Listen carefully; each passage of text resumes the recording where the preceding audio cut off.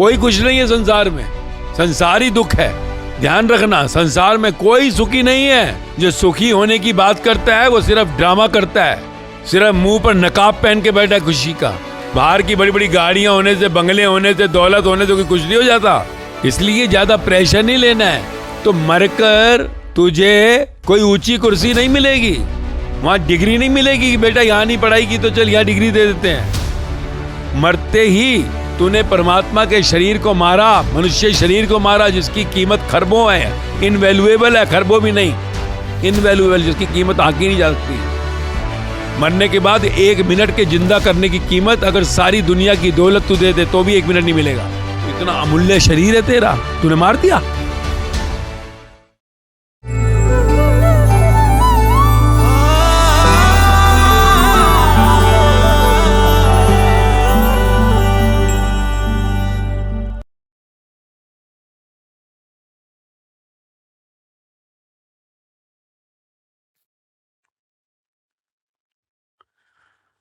आज का सवाल क्या है? मास्टर जी, परीक्षा का समय आ रहा है, सिलेबस पूरा नहीं हुआ है और बहुत तनाव है। कैसे परीक्षा के लिए अपनी तैयारी करें, कृपया समझाएं। हाँ, परीक्षा का समय आ रहा है, सिलेबस पूरा नहीं हो रहा, तनाव है, कैसे अब तैयारी करें। कॉमन प्रॉब्लम, जब परीक्षा आती है, एग्जाम आते हैं, एक प्रेशर आ जाता है। फिर परीक्षा का तनाव आ ही जाता है।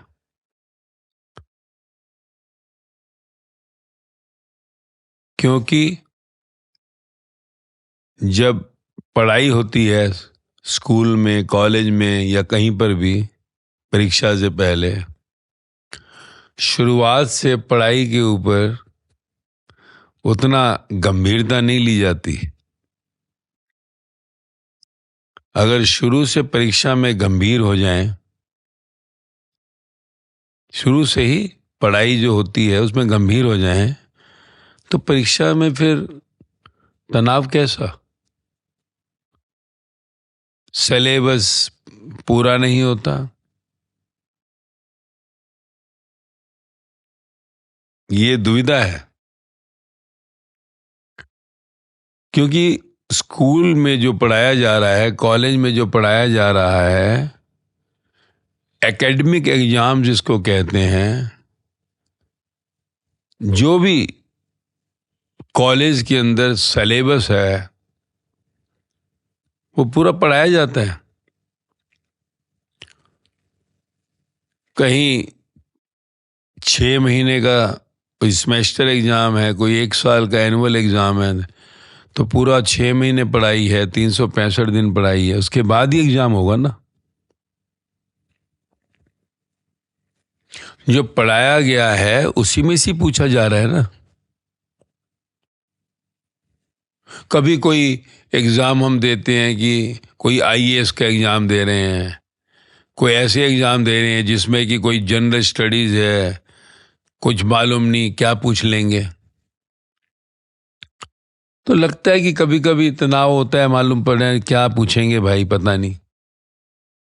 कोई ऐसा एग्जाम कॉम्पिटिटिव होता है जहां पर कभी कभी लगता है कि तनाव थोड़ा आ जाता है कि पता नहीं, क्योंकि मालूम ही नहीं, कहीं से ही पूछ सकते हैं। पर स्कूल, कॉलेज, जहां पढ़ाई में सिलेबस है कि इसमें से ही पूछा जाएगा, तो क्यों परीक्षाओं के समय में हमें तनाव आ जाता है? जरूर कहीं ना कहीं कोई कमी रह गई है। अगर पहले दिन क्लास में जब गए, उसी क्लास वर्क को अगर होमवर्क होता है ना, स्कूल में क्या होता है, क्लास वर्क, होमवर्क, CWHW, हम सब ने किया है। तो क्लास में जो किया गया है, टीचर ने जो पढ़ाया है, अगर उसी को हम होम में आकर, घर में आकर उस पर वर्क करें, यानी कि जो पूरे दिन में वहां पढ़ा हमने स्कूल में, उसको अगर हम घर में आकर थोड़ा टाइम पढ़ाई को क्या हुआ रिवीजन कर लें, और फिर वीकेंड जिस दिन छुट्टी होती है, संडे है, उस दिन एक बार क्विक रिवीजन मार लें पूरे 6 दिन का। और फिर कभी लॉन्ग हॉलीडेज आती हैं, 3-3, 5-5 दिन की, 10-10 दिन की छुट्टी आ जाती हैं, तो पुराना जो है जितना पढ़ा उसको रिवीजन मार लें, तो लगता है कि परीक्षा के अंदर तनाव आएगा। परीक्षाओं में तनाव का कारण क्या है? यानी कि हमने शुरू में जो पढ़ाई हुई वो अच्छी तरह नहीं कर पाए। तनाव इसलिए, और अगर पढ़ाई की है तो फिर पढ़ाई करने का कहीं ना कहीं कोई चूक है। क्योंकि अगर हम देखें कि एक पूरी किताब है, पूरी बुक है, जिसमें अगर मान लीजिए कि 20 चैप्टर्स हैं, तो हम उन 20 चैप्टर्स को, 20 अध्यायों को कैसे अपने ब्रेन के अंदर रख पाएंगे? अगर एक्सप्लेनेटरी आंसर्स देने हैं, व्याख्या करनी है, तो हमारे को उसको कहीं ना कहीं पॉइंट्स में रखना पड़ेगा, इन द पॉइंट्स। कोई भी चैप्टर को इन द पॉइंट्स कन्वर्ट करना पड़ेगा, जो भी क्वेश्चंस उससे पर्टेनिंग है, जो भी क्वेश्चंस से कनेक्टेड है। तो अगर उसको हमने पॉइंट्स में रखा होगा तो वही 20 चैप्टर, अगर समझ लो कि 300 पेजेस हैं, वो हमारे मैक्सिमम 150 पॉइंट में सिमट जाएगा, 200 पॉइंट्स में सिमट जाएगी। एक पेज के ऊपर अगर हम 1 पॉइंट बनाएं, 2 पॉइंट बनाएं, तो हम देखेंगे कि टोटल पॉइंट्स जो बुक में बन रहे हैं वो 150-200 पॉइंट्स हैं। और वो 200 पॉइंट्स अगर ब्रेन में हैं हमारे पास, तो हम आराम से जो सा है उसका आंसर्स दे पाएंगे। तो फार्मूला होना चाहिए ना। अगर उस फॉर्मेट से चले हैं कि पॉइंट्स में बनाया, पहले हमने पढ़ा, टीचर ने पढ़ाया, हमने पढ़ा उसको, हमने समझा उसको, पढ़ा फिर समझा, फिर उसको हमने पॉइंट्स में बदला, पॉइंट्स में कन्वर्ट किया, और पॉइंट्स को मगअप कर लिया, अंदर डाल लिया, पढ़ लिया, समझ लिया, पॉइंट्स में कन्वर्ट करा और अंदर डाल लिया। और उसके बाद अब एक्सट्रीम इंपॉर्टेंट इज, जो ज्यादातर बच्चे जो एग्जाम्स के समय में डिस्टर्ब होते हैं वो हैं जो राइटिंग प्रैक्टिस बिल्कुल नहीं करते। राइटिंग प्रैक्टिस, लिखने का अभ्यास, क्योंकि परीक्षा में तो लिखना पड़ता है ना भाई, परीक्षाओं में लिखना पड़ता है। तो वो जो लिखना है, तो पहले पढ़ना है चैप्टर को, फिर समझना है, फिर उसको पॉइंट्स में बदलना है, पैराग्राफ्स को, और फिर उसको मगअप करना है पॉइंट्स को, और फिर उस पॉइंट्स के ऊपर लिखना है, व्याख्यान लिखना है, लिखना। अगर ये 5 पॉइंट फार्मूला जीवन में अपनाया तो फिर परीक्षा में कोई खतरा नहीं है, कोई डर नहीं होगा। रेगुलर अगर हम स्कूल वर्क को, क्लास वर्क को, होमवर्क में इन 5 पॉइंटों के साथ चले हैं, और वीकेंड पे क्विक रिवीजन, और जब छुट्टियां होती हैं ज़्यादा, उनके अंदर अगर हमने उसको एक फिर क्विक रिवीजन पैक किया कि पढ़ा, समझा, पॉइंट्स में कन्वर्ट किया, उसको दिमाग में रट लिया और फिर लिखा, तो यानी कि सिर्फ पॉइंट्स तुम्हारे दिमाग में होंगे तो पूरा चैप्टर हो गया। अगर हम ऐसे पढ़ाई करी है और ऐसा लिखने का अभ्यास किया है तो परीक्षा के समय में किसी तरह का तनाव नहीं होगा। अगर मल्टीपल चॉइस क्वेश्चंस आते हैं तो फिर बिटवीन द लाइंस पढ़ना पड़ेगा, हर लाइन को अच्छी तरह समझना पड़ेगा, अंडरलाइन करना पड़ेगा कुछ पॉइंट्स, अंडरलाइन।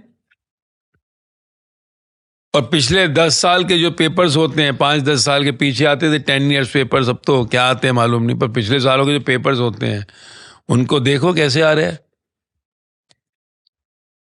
वे लाइंस के बीच में अच्छी तरह पढ़ना पड़ेगा मल्टीपल चॉइस में। अगर पढ़ाई की हुई है तो फिर तनाव नहीं होगा। पढ़ाई की नहीं, राइटिंग प्रैक्टिस भी की हुई है, प्रॉपर सिस्टमैटिकली हर चैप्टर को पॉइंट्स में बदला है, आखिरी में किताब ना उठानी पड़े, लास्ट में बुक नहीं नोटबुक उठानी पड़े, नोटबुक विद द पॉइंट्स, एक notebook with the points, little explanation, थोड़ा सा उसका व्याख्यान, और एक बुक सिर्फ पॉइंट्स। तो अंत में इतना पछताना नहीं पड़ेगा, परेशान नहीं होना पड़ेगा। अब क्या करें भाई? चलो अब तो भाई एग्जाम आ गए, अब अभी की बताओ। अब तो हो गया साल, अगले साल आपकी बात को, फार्मूले को हम अपना लेंगे। अब क्या करें?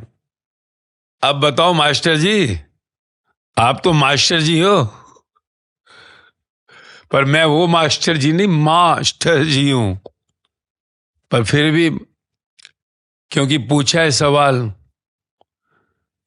तो ये कहता हूं कि अगर तेरा सिलेबस पूरा नहीं हुआ, अब परेशान होने की जरूरत नहीं है। Not the time to get disturbed. अब जो तूने पढ़ा है उसी पर मेन फोकस कर, पूरी रिलैक्सफुली, और जो बचा हुआ सिलेबस है उसमें से हाईलाइट करो, टाइम के अनुसार डिवाइड करो, कितना टाइम पेपर को रह गया, कितना समय पेपर को रह गया अभी, ड्यूरेशन, टाइम टेबल बनाओ, टाइम टेबल में उस सब्जेक्ट को उस हिसाब से लो जैसा सिलेबस बचा है, और ये देखो कि पेपरों के बीच में गैप किस में कितना है, तो अकॉर्डिंग पेपर गैप पढ़ाई करो। मान लो किसी पेपरों के, 2 पेपरों के बीच में गैप 20 दिन का आ रहा है, 10 दिन का आ रहा है, तो उनको हम थोड़ा ढीला छोड़ सकते हैं, परंतु उनको जिनके अंदर गैप ही नहीं है उनको हाइट पे लो, उनको अभी करो। तो अब उसमें जो है क्वेश्चंस का जो पेपर फॉर्मेट है वो देखो, पिछले सालों के सिलेबस में, पिछले सालों के पेपर जो आए हैं, क्वेश्चन पेपर मिल जाते हैं, पिछले 10 ईयर्स पेपर्स करके आते थे, अभी पता नहीं क्या पेपर्स का नाम होंगे, उनको लो और देखो कि उन पर्टिकुलर सब जो है, जो सिलेबस छूटा हुआ है उसमें कौन से क्वेश्चंस आते हैं, कैसे आते हैं, उस चैप्टरों में क्वेश्चन कितने आते हैं। होते ना कई चैप्टर बड़े इंपॉर्टेंट होते हैं, उसमें कि पता लगा कि इसमें हर साल 2 क्वेश्चन आते हैं, इसमें हर साल 1 आता है, और इसमें से कभी कभी आता है, नहीं भी आता, तो उससे अकॉर्डिंगली मार्क करो चैप्टर्स, द मोस्ट इंपॉर्टेंट, जिसमें से आते ही हैं, जिसमें कभी 1 आधा आता है, किसमें आता ही नहीं, आज पिछले 5 साल से नहीं आया, तो फिर फोकस करो जिसमें ज्यादा क्वेश्चंस आते हैं, सबसे ज्यादा फोकस। सेकंड पे कम चलेगा, और थर्ड पे अगर टाइम ना मिला उसे भूल जाओ, उसे भूल जाओ। आया तो बैड लक, नहीं आया तो गुड लक, हेडेक नहीं लो। उसके अगर टाइम मिले तो गो थ्रू कर लेना, गो थ्रू एक बार जरूर कर लिया कि आ गया कुछ तो लिख देंगे भाई, आ गया कुछ तो लिख लेंगे, पर जिसमें से आते ही हैं क्वेश्चन उसको जरा अच्छी तरह करो, क्योंकि अब अगर सिलेबस ज्यादा बच गया, टाइम कम है, तो तुम्हें सिलेक्शन करना पड़ेगा। एक किस्म से तुम्हारे लिए लॉटरी हो गई। प्रेशर नहीं लेना है, ब्रेन पे प्रेशर लिया, जो आता है वो भी गया, ब्रेन पर प्रेशर लिया तो जो आता है वो भी गया। No pressure, relax. तो बस बाइफरकेट कर दो बचा हुआ सिलेबस और टाइमिंग को, एग्जाम्स के बीच के टाइमिंग को। तो फिर तुम्हारे को घबराहट की जरूरत नहीं है। एग्जाम्स के टाइम बिल्कुल कूल होकर जाओ। आखिरी में बिल्कुल प्रेशर मत लो कि पेपर देने जाना है और लगे हुए जो है पढ़ने के लिए लगातार रटे जा रहे हैं और लास्ट में फिर पता लगा रहे भूल रहा हूं मैं तो नहीं। आखिरी में थोड़ा कूल रहो, कूल। बार बार रिवीजन कंटिन्यूसली लास्ट तक मत करते रहो। प्रेशर, अगर एक भी चीज भूल गए तो फिर डेवलप हो जाएगा। तो बस पढ़ाई कर ली जितनी हो सकती थी, अब कुछ नहीं हो सकता। अब जो होगा होगा। बस कूल होकर जाओ एग्जाम में और वहां जाकर बिल्कुल आराम से जो है एग्जाम का पेपर देखकर जो आता है पहले उसको लिखो फास्ट। जो आते हैं ना आंसर्स पहले उनको लिखो। पूरा पेपर पढ़ने की ऐसी जरूरत ही नहीं है। ऊपर से पहले देखते जाओ। जो पहला अच्छी तरह से कर लो, दूसरा अच्छी तरह पहले उसको करो। ये नहीं कि पूरा देख लिया और प्रेशर डेवलप हो गया कि यार ये क्या है, छठा सातवां तो क्वेश्चन क्या है, तो पहला ही नहीं लिख पाए।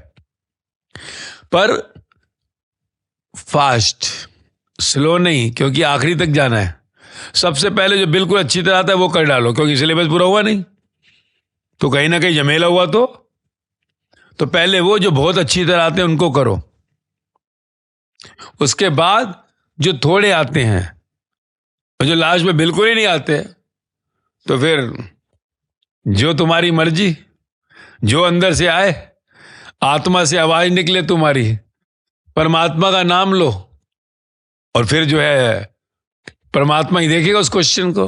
पर कम से कम बहुत अच्छे वाले हो जाएं, उसके बाद सेकंड थोड़े अच्छे वाले हो जाएं और थर्ड एक है। और नसीब से उस दिन आए सारे अच्छे वाले, जो पूरा लास्ट में सिलेबस किया था वर्कआउट, वो हो गया काम तो हो गया। पर याद रखना, दिमाग पे अगर प्रेशर नहीं है, कूल होकर कर रहे हो तो 100% अच्छा कर पाओगे। नहीं तो जो आता है वो भी भूल जाओगे, वो भी नहीं कर पाओगे। तो इसलिए परीक्षाओं में प्रेशर डेवलप जो होता है, जो दिमाग पर पूरा तनाव बना है, उसका कारण एक ही है कि शुरू से हमने पढ़ाई पर पूरा ध्यान नहीं दिया। अगर क्लास के साथ साथ उसका होमवर्क किया होता तो ये आज दिन नहीं आएगा कि प्रेशर बन गया। कंपटीशन होता है, कहीं पर सिलेक्शन होना होता है तो फिर भी ठीक, पर उसमें भी प्रेशर लेकर जाओगे, जो करना है नहीं कर पाओगे। प्रेशर नहीं, चाहे कोई कंपटीशन आए, क्योंकि तुम्हारी किस्मत में हो सकता है कुछ और अच्छा लिखा होगा। अगर तुमने अच्छी तरह पढ़ाई भी कर ली है, पर जरूरी नहीं है ना कि कंपटीशन में तुम्हारा सिलेक्शन होगा ही, क्योंकि अगर सीट से 20 हैं और एप्लीकेंट जो से 2000 हैं तो कैसे तुम्हारे को लगता है कि तुम्हारा 20 में नाम आएगा ही? क्या पता उस समय सारे ही जो से एक्सट्रीम इंटेलिजेंट आकर बैठ गए, क्या मालूम है। तो कंपटीशन में डू योर बेस्ट, अपने से बेस्ट करो। फिर रिजल्ट जो भी हो अपने को पास ही मानो, सिलेक्ट ही मानो, अपने को पास ही मानना। क्योंकि जिसको परमात्मा कहते हैं, ईश्वर भगवान, उन्होंने तुम्हारा जो जीवन है ना, ये जन्म से मृत्यु तक का किस्मत, भाग्य सब लिख के भेजा हुआ है, लिख के भेजा हुआ है। तो प्रेशर लेने की जरूरत नहीं है। दिमाग पर तनाव होगा तो रिजल्ट वो नहीं आएगा जो आना है। तो जो लिखा है परमात्मा ने तुम्हारे भाग्य में, वो रिजल्ट आने वाला है। परंतु प्रेशर लेने से एक कर्म बनता है, जो तुम्हें अभी अध्यात्म जीवन का ज्ञान अगर है तो तुम समझ पाओगे। अध्यात्म यानी अपने जीवन की कथा, कि मैं कौन हूं, कहां से आया हूं, क्यों मेरे ये माता पिता बने, ये मेरे साथ जीवन में क्यों ऐसा हो रहा है, कल मेरे साथ जो होना है उसमें कैसे जीवन को चलाऊं, कैसे हर पल मौज में रहूं, रिलैक्स में रहूं। कल शरीर है, मृत्यु होगी तो उसके आगे कहां जाना है। ये अध्यात्म है, स्पिरिचुअलिटी जिसको कहा, जीवन का ज्ञान। अगर वो जीवन का ज्ञान होगा तो तुम्हें तनाव कभी भी नहीं होगा, नेवर। नहीं तो देखो आज कितने बच्चे तनाव में इतने आ जाते हैं, एक्सपेक्टेड रिजल्ट नहीं है, एक्सपेक्टेड पढ़ाई नहीं हुई तो सुसाइडल थॉट्स आते हैं, आत्महत्या। बच्चा 16, 18, 20, 22 साल का आत्महत्या सोच रहा है। अब उसको ये मालूम ही नहीं है कि मरने के बाद यहां तो मैं मर गया, कि मैंने कुछ भी कर लिया, छलांग मार दी या पंखे से लटका लिया या जहर खा लिया। जो सुसाइड कर लेता है उसको ये मालूम ही नहीं है कि भाई मैं मर गया, चलो मैं इस एग्जाम से छूट गया, इस परीक्षा से छूट गया, इस तनाव से छूट गया। पर मृत्यु के बाद क्या मर गया वो? क्या शरीर जिसने बनाया, जिसको हम भगवान कहते हैं, जिसने तेरा आंख, कान, नाक, मुंह, दिमाग, हाथ पैर बनाए, उसने तेरे को ये अधिकार दिया, ये तुझे राइट दिया कि तू इसको मार? पहली बात। क्यों? क्योंकि ये शरीर तूने नहीं बनाया। ये शरीर बनाने वाले को कितनी मेहनत लगी। मां की कोख में 9 महीने जब बनाया तो सोच, तू अपनी फोटो नहीं बना सकता और उसने तेरे को बनाया और तेरे को जीवित कर दिया और तू आज जिंदा है। और तू इस शरीर को, इस इंस्ट्रूमेंट को मार दे। ये ऐसे ही हुआ, i15 का एक मोबाइल आया तेरे पास, 1.5 लाख रुपए, 2 लाख रुपए का, और उस मोबाइल को कोई लेकर जमीन पे मार दे, तोड़ दे, तो तेरा क्या हाल होगा? सिर्फ 2 लाख का मोबाइल तेरा कोई तोड़ दे नया, तेरा क्या हाल होगा? तेरी कोई नई गाड़ी तू लेके आया मर्सिडीज और उसको कोई तोड़ दे, क्या होगा तेरा हाल? खुश होगा? तो ये शरीर जो है, जिसकी कीमत संसार में कोई नहीं लगा सका, दुनिया की सारी दौलत देने के बाद अगर ये शरीर मर जाता है तो उसे जिंदा नहीं किया जा सकता। दुनिया की कोई ऐसी बैटरी नहीं है जो उसको दोबारा खड़ा कर दे।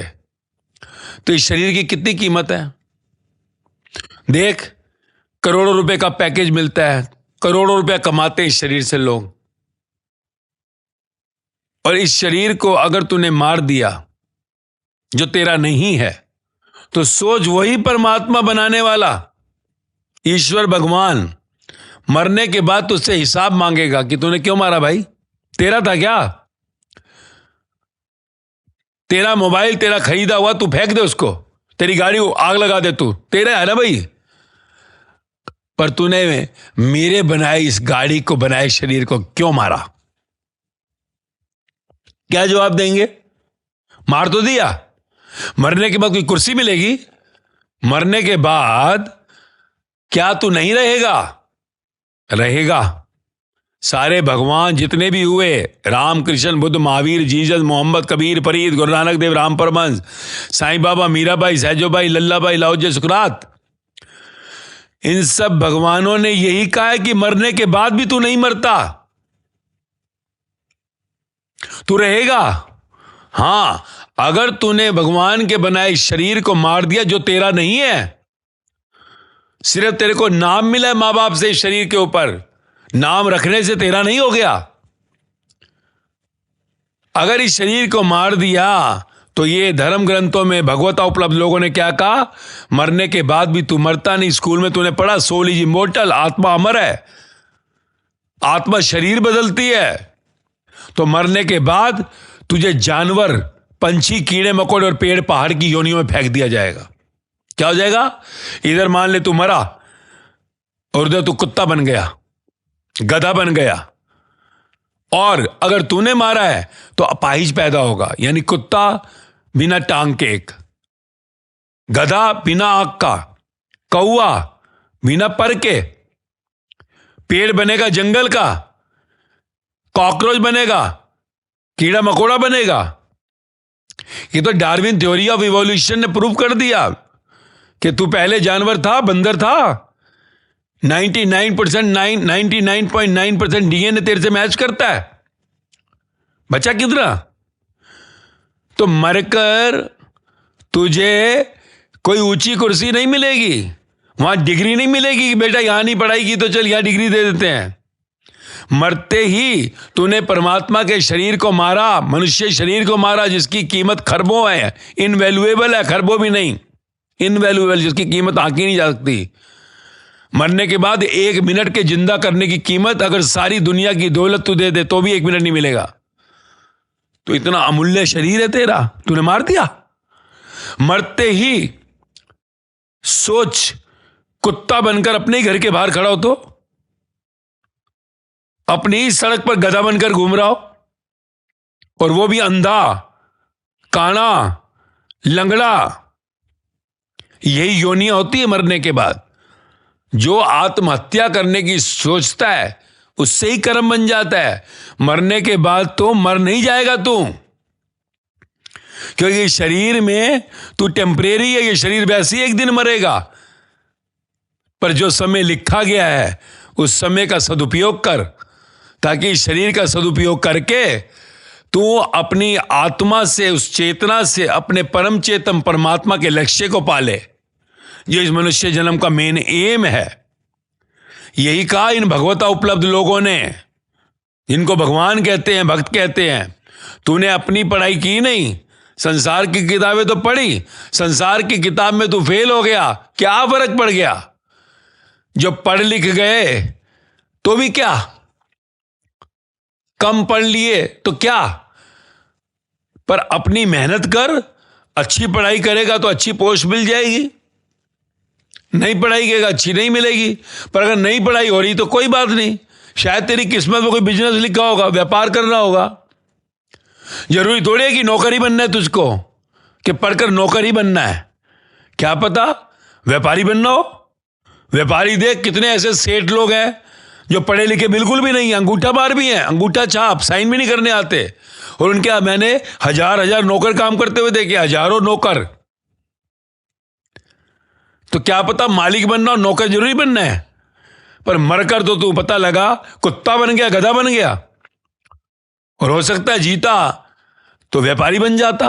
फिर क्या कर, अरे क्या करें, माँ बाप का प्रेशर है, माँ बाप क्या कहेंगे, गालियां देंगे, चिल्लाएंगे। तो गालियां चिल्लाते वैसे नहीं क्या माँ बाप? क्या सिर्फ एग्जाम के टाइम ही चिल्लाते हैं? पढ़ाई के लिए ही चिल्लाएंगे? तो उनको अपना काम करने दो, तू अपना कर। माँ बाप जो, अगर तेरे को डर है माँ बाप का, तो ये भी डर कि मौत के आगे गधा बनना है, कुत्ता बनना है, कौवा बनना है, कॉकरोच बनना है, पेड़ पहाड़ बनना है। या यहां पर माँ बाप ने बोल दिया, थोड़ा सुन ले, अगर नहीं पढ़ाई की तो सुनना पड़ गया, क्या हो गया फिर? बोलने दे, वैसे नहीं बोलते वो। पर जीवन जो है समझ नहीं पाए। पहले युगों में गुरुकुल होते थे, गुरुकुल। 7 साल का बच्चा होते ही गुरुकुल जाता था, जहां बाहर संसार की पढ़ाई के साथ उसके जीवन की पढ़ाई कराई जाती थी कि जीवन क्या है, संसार में आए क्यों हो। सारी दुनिया नौकर बन जाएगी तो सेठ कौन रहेगा? हां, पढ़ाई करो, अच्छी तरह करो। अगर नहीं हो पाई, कमी रह गई, तो क्या मरने का सोचेगा? मूर्ख मत बनो। मृत्यु, आत्महत्या का सोचना भी कर्म बनाता है। और मरकर तो फिर 100%, 99 नहीं, 100% कुत्ता गधा बनना पड़ता है। पर अज्ञान के कारण कितनी बार ये गुनाह हो जाता है हमसे। भगवान के बनाए इतने कीमती शरीर को हम अपने हाथों से मारने की कोशिश कर लेते हैं। मरना तो उसको है ही एक दिन, पर मरने से पहले मौका है कि तू चाहे तो इस शरीर रूपी इंस्ट्रूमेंट के साथ इस संसार में मौज लेता हुआ अपने परमानेंट घर, गॉड होम, परमात्मा के घर जा सकता है। अब ये मां बाप को भी समझना है कि प्रेशर क्यों दे रहे हो भाई? औलाद के साथ क्यों इतना दुर्व्यवहार कि वो मौत की सोच लेता है, मरने की सोच लेता है? क्यों गुनाहगार बनना है ऐसा? क्योंकि आजकल माँ बाप को भी होता है कि नहीं, बच्चा हमारा पढ़कर अफसर ही बने, सारे ही ऑफिसर बन जाएंगे। अरे जीवन में सबके खेल लिखा है भाई, कर्म करना है, मेहनत करो, फल जो है आएगा। एक ही माँ की कोख से दो बच्चे पैदा होते हैं, एक पढ़ लिख कर नवाब बनता है, एक पढ़ नहीं पाता, नहीं बन पाता, एक ही कोख से आया है। तो भाग्य, डेस्टिनी, नसीब, किस्मत लिखा हुआ है कुछ। हो सकता है तेरे बच्चे को बहुत बड़ा व्यापारी बनना हो सकता है वो धर्म की राह में कोई बड़ा पताका फहराए। बुद्ध, महावीर, जीसस, मोहम्मद, कबीर, फरीद, गुरु नानक देव, राम परमहंस, साईं बाबा, मीराबाई, सहजोबाई, लल्लाबाई, लाओजे, सुकरात क्वालिफाइड थे, एजुकेशन थी, चेक कर। तो ठीक है, पढ़ना है, कोई नहीं पढ़ रहा तो सिर फोड़ देंगे उसका। नहीं सिलेक्शन हुआ तो जान निकाल लोगे हैं? अरे इंजीनियर ही बनना है, सिर्फ डॉक्टर ही बनना है क्या? नहीं सिलेक्शन हुआ, नहीं हुआ, उसकी प्रारंभ में कुछ और लिखा होगा। हो सकता है कि हॉस्पिटल ही खोल ले, डॉक्टर उसके नौकरी करे आके। कोई जरूरी है कि इंजीनियर ही बनना चाहिए या ऑफिसर ही बनना चाहिए? आज देख ले, संसार के अंदर जितने भी बड़े सेठ हैं उनकी क्या क्वालिफिकेशन है, देख जरा नेट पर। और उनके नीचे हजारों लोग काम कर रहे हैं, अफसर काम कर रहे हैं, नौकरी करते हैं। सुबह 9 बजे पहुंच जाते हैं नौकरी करने वाले, 10 बजे, और बॉस आता है आराम से 1 बजे 2 बजे, उसको पूछता भी नहीं है कब आओगे कि नहीं आओगे। तो क्या पता बॉस ही बनना हो। तो इसलिए पढ़ाई के अंदर प्रेशर इतना नहीं लेना है। प्रेशर लेना है तो ये कि शुरू से पहले दिन से क्लास की पढ़ाई को घर में करो,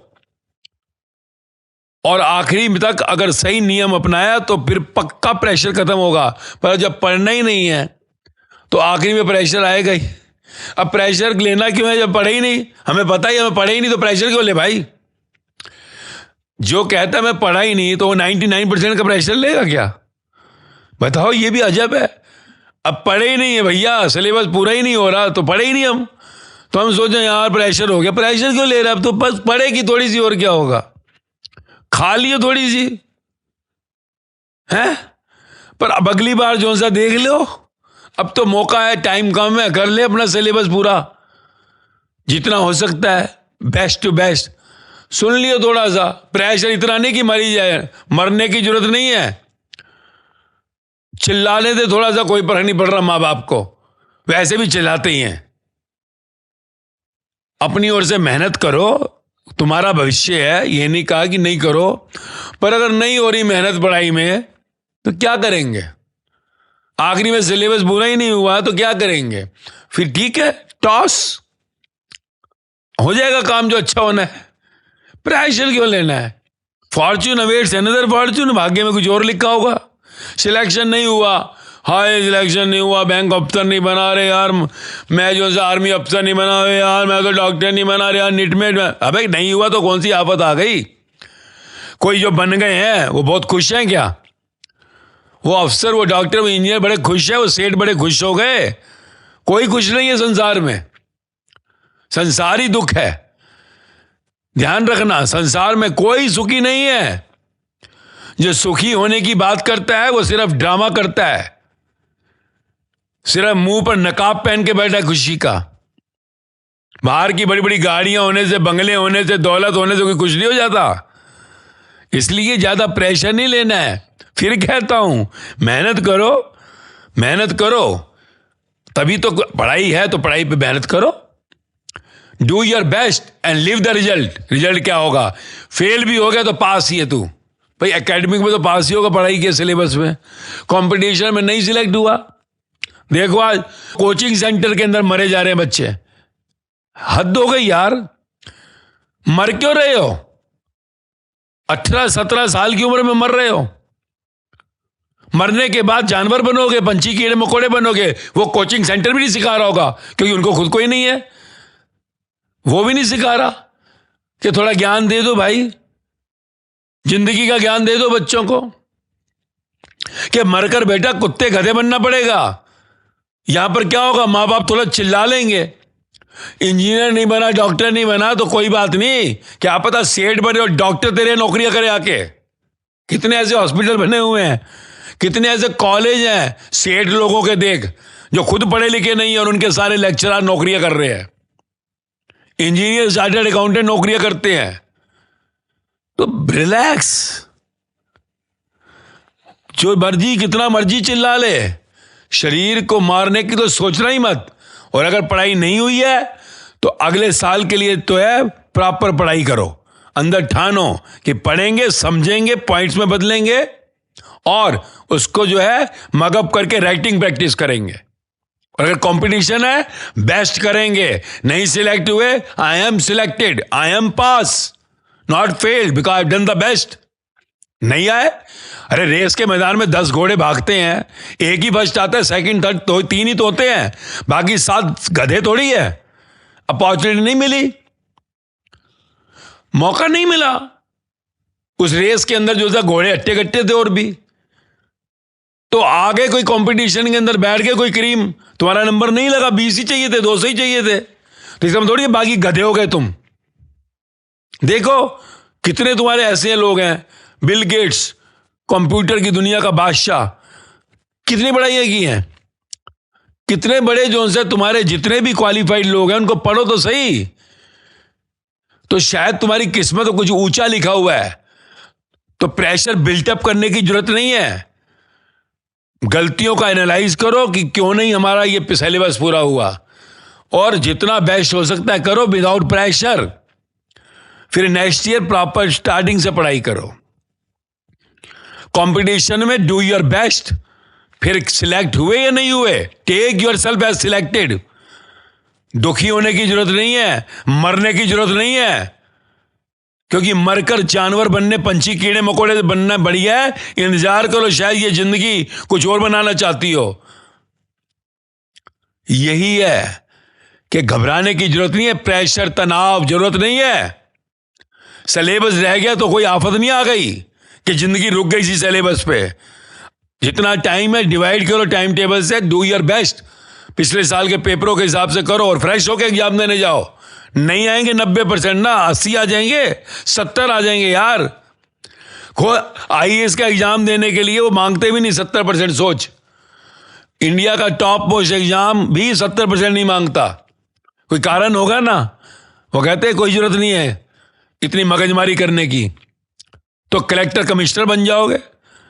तो क्या इतना हेडेक लिया हुआ है, क्यों इतना प्रेशर लिया हुआ है?